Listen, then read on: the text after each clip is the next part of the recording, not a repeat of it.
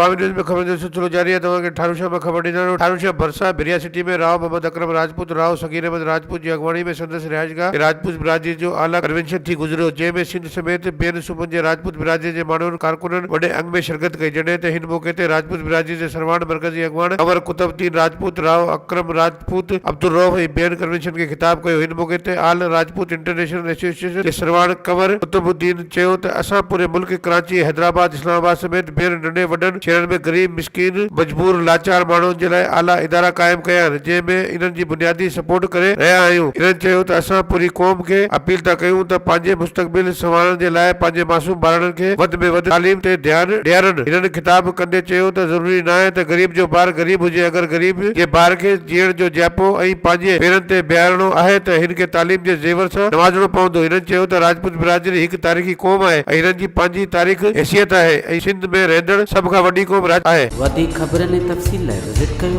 अवामी news Facebook page, YouTube page ऐं अवामी न्यूज़ वेबसाइट।